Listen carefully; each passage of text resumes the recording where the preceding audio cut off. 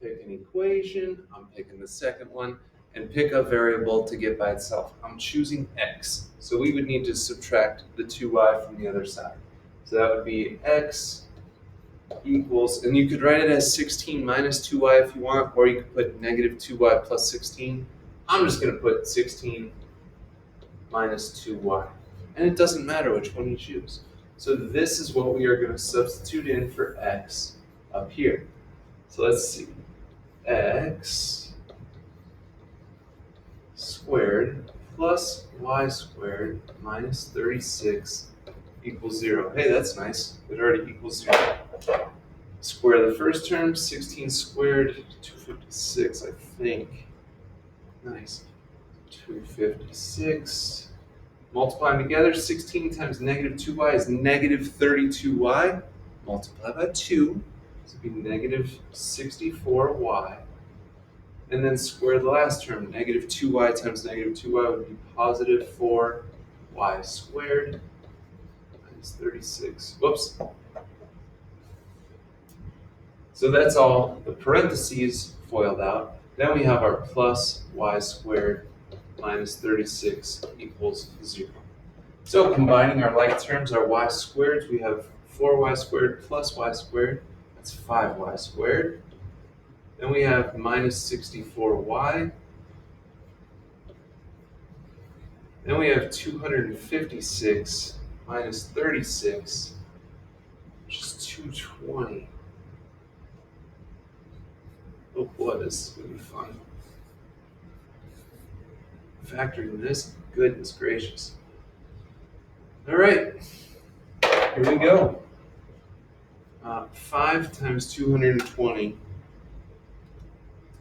is 1100. Great. So we need a set that multiplies to 1100 and adds up to 64.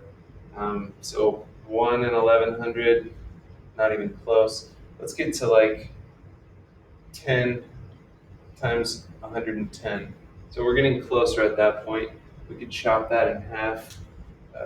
20 and 55 would also give us 1100. That would add up to 75. So we're getting closer. So let's try like 22 or 24 or 25. 1100 divided by 25 is 44.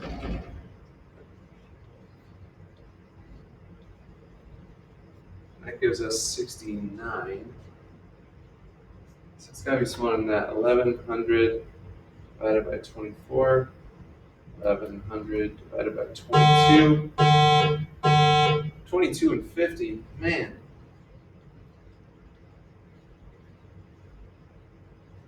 I don't even know if this one's factorable. 23 doesn't go in there.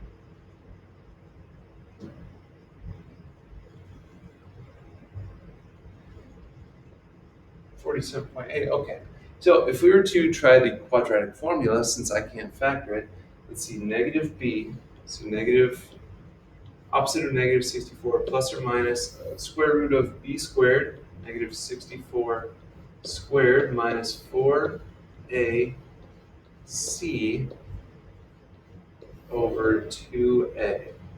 Oh, I think I know what's going on here. Oh, these silly people. Opposite of negative 64 is positive 64, plus or minus, let's see what 64 squared is.